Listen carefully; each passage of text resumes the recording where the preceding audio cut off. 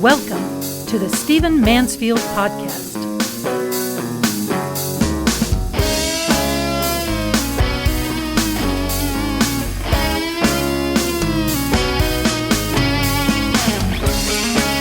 Well, welcome to the Stephen Mansfield Podcast. I'm so glad you've joined me. I'm going to dive in this podcast with a fairly heavy negative report. I've just spent the last 5 days out in Arizona in the desert doing some things, doing some events and marching around a little bit. And I've spent a lot of time with some people who have moved to Arizona. And I got to tell you, I got a real education. I spent time with a dozen people who are moving out of Washington and California into Arizona. Now, we know this trend's happening nationally. We know that a lot of people are leaving California, leaving the West Coast, moving into Arizona and Texas and even New Mexico. People have various interpretations of this. First of all, California is becoming the People's Republic of California, very left-leaning, very socialist policies, high taxes, anti-business stances, light on crime in many cases, very horrible mishandling of a homeless situation. You can go into LA and just see vast homeless tent cities not being managed at all well. Well, and apparently much of the same is happening up in Washington. Well, so you have this migration, and I have heard about it, read about it, been disturbed by it, obviously. Of course, people on the political spectrum celebrated, those who are conservative, saying, hey, well, conservative states work, states like Texas, pro-business, pro-life, moral, etc., good gun policies, they think, etc., etc. And states like California don't work with an insane leftist kind of agenda. That's the way they would talk. Well, I was intrigued. This is the first time that I've been able to sit down and actually talk to people. One of the gentlemen who runs a pretty successful business has now uprooted that business from Washington State, moved into Arizona. He had formerly lived just outside of Seattle. He said, you just can't believe what's happening. You've got reduced policing.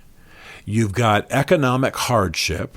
There are entire streets in his town, I'm not going to name it, with boarded up businesses. The homeless are moving in. The government's doing nothing about it. Crime is skyrocketing. And he said he expects that his town will be a wasteland. Well, he's a business leader. He's a family man. He's a good guy. He's been a civic leader before, but he's done. He's done. He doesn't plan to have his children and his grandchildren living there. He's moving to Arizona. Had nothing. I thought often people went to Arizona for health reasons. I'd heard about folks moving to Phoenix because they have horrible problems with allergies and so on. And then, of course, the humorous story was the people planted trees and it wasn't as good for allergies. But that had nothing to do with health. It had to do with weak government, socialist government, bad policies, and his town becoming, and this was his word, not mine, a wasteland. Well, I talked to other people at various events and just on the streets and what have you, in business situations, and the story was the same. They're leaving. They're leaving Washington. They're leaving California, and they're moving to places that are better on law and order, better on pro-business policies, wiser, according to them, in dealing with the homeless, wiser, according to them, in dealing with moral issues, the schools, children, etc. And, of course, a lot of it has to just do with policing, which they find the government to be weak or left-leaning or diminishing of law and order in their former home. It's pretty stunning. And one of the things they cited that really concerns them is crime. Well, I've talked about this before in this podcast, but we need to pay attention to it. The CDC's National Center for Health Statistics released earlier this month some data that indicates that the murder rate rose 30% between 2019 and 2020. The murder rate in America. That's the highest increase in recorded history. Only the 20% spike between 2000 and 2001 comes close, and that was largely due to the 3,000 people killed in the 9/11 attacks. Overall, in America, the rate of crime and the rate of murders has been decreasing. The homicide rate was 7.8 per 100,000 people in 2020, according to the CDC, still well below the peak of 10 homicides per 100,000 in the early 1980s. So we need to realize that there's been a dramatic increase, but the fact is that overall the crime/murder rate has been decreasing in America, and even with our 30% increase in the last couple of years, we're still below the peak of 10 homicides per 100,000 in the 1980s. So we're still lower than it's been. But we've had this dramatic increase, and the reason it's stunning is that there was a decrease. Violent crime was decreasing. Murder rate was decreasing until 2019. Now, we can talk about all kinds of reasons for this being the case. The ridiculous defund the police movements have signaled to the criminal set that there won't be policing moving in as aggressively.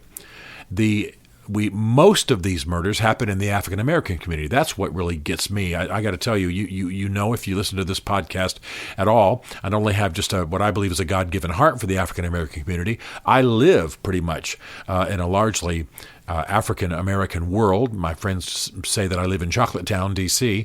My black friends do, and so I grieve what's happening in the African American community. But most of the murders that we hear about are happening in African American neighborhoods, south side of Chicago, etc. And so it's traumatizing that group. And so we're in a situation of unbelievable suffering and difficulty. And there had been dramatic decrease over the years, but now it's rising. Well, so these people that I'm talking to in Arizona, they're saying, you've got the police holding back. They're hesitant. White police going into black communities, they won't police. They won't make people safe. They won't protect the innocent like they used to. There's this political lack of backing, especially in some of the more left-leaning states and cities.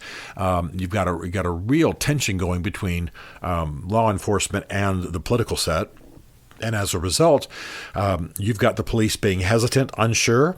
I'm certainly not justifying any of the horrible murders that have happened at the hands of police that we've seen on video of late. I've talked about them much in these podcasts, that some police have actually misbehaved. No question about it. Horrible things. 2 policemen on top of a guy in Houston, yet they pull a gun and shoot him while they're laying on top of him. I mean, this is obviously criminal activity and should not be allowed. There are pictures online of entire police forces in some towns making a white power sign, if you just circle up your fingers like you're making an OK sign and kind of turn it down your leg. That's what everybody in the police force is doing. They're all giving the white power sign. Well, so we've got problems in law enforcement in America. At the same time, I've got some friends in D.C. who are chiefs of police and in charge of these things, and they're some of the finest people I know and have saved lives. In fact, there was a stabbing at my church. And fortunately, one of the chiefs of police goes to my church and actually went in there and wrestled the attacker down and arrested him. I mean, these are good people doing good things, and thank God for them. But as we defund them, as we create a culture that questions them and causes many of them to retire and leave, you know the trends. We're losing police presence in this country. So it's having a real-world impact. And I'm talking to people born and raised in certain towns up in Washington, generations prior to them and their family in that town, mayors, owned farms, did whatever, ran businesses, coffee shops, restaurants, who knows what. And yet, if you can't be sure your kids are going to be safe, if the schools are declining, if the streets are all becoming boarded up, the businesses on the streets are all becoming boarded up, if the city government is, as these people reporting to me said, socialist, suspicious of law enforcement, defunding law enforcement, welcoming the homeless without restraint, welcoming illegal immigrants without restraint. And I absolutely believe we have to allow immigration into America, but you have to make sure you're not welcoming a criminal class, and then you've got to make sure that you move them towards citizenship and responsible, law-abiding lives afterwards. And if you don't, you're going to have a criminal class. And you have it from any group of immigrants, not just Hispanic immigrants across the southern border. So this is becoming a serious situation, and the heartbreak I was looking at, the pain in these eyes, the tears of these people who had their families lived for generations in towns, and yet bad management, bad leadership, largely in political sets, a culture of defunding law enforcement and making law enforcement suspect, foolish handling of poverty issues in the city and homelessness, and then, of course, not making good economic decisions, not welcoming growth, not having pro-business policies. This is what these folks cited. And then, of course, it just came down to the fact that they couldn't be sure when their wife went to the grocery store that she was going to come back safely. Of course, skyrocketing prices as well. So now they're moving to Arizona. Now they're moving to Texas. Now they're moving into other states where there's less of an issue. This is tragic. And it's going to turn parts of the United States into a wasteland. So what's the solution? Well, we need wiser policies. We need good people running for office at the local level. We need to learn what's working, not just politically. This is not just a right-wing advertisement that I'm giving here, but what's working in Texas, what's working in Arizona that causes people with millions of dollars invested in a certain state to uproot and move a number of states away, planning to relocate their lives and the generations afterwards in that new state. What's working? What's happening? We know it's not working. Unrestrained homelessness, no discipline, defunding law enforcement, creating a culture of suspicion, letting people drift away, retire, go to other jobs who have been in law enforcement. We need them. Not recruiting, not bringing new people in. I could go on and on and on. But this is a trend. It's something we need to watch. It's something that's happening. It's something that's real world. And, one of the people I talked to, and this person was a little bit on the extreme side because he was so angry. It was fresh for him, some bad things that happened in his family. But he was saying that he expects, and by the way, he's not alone in this, there are some experts saying the same thing, that we're heading towards maybe not civil war, but definitely a cultural separation in the United States of America, that will have Southern or conservative leaning or pro-business leaning states. With wise gun policies and wise policies regarding homelessness and immigration and so on. And they will simply pull away from the other states, perhaps forming their own kind of union, perhaps forming their own kinds of associations. And you will begin to have two Americas. You already have that to some degree, but it may become more formal. This is a horrible crisis. It's a result of bad political leadership. We need good people to be running. I want you to look at your city, look at your locality, and begin to do the good that you can do, because it can happen anywhere.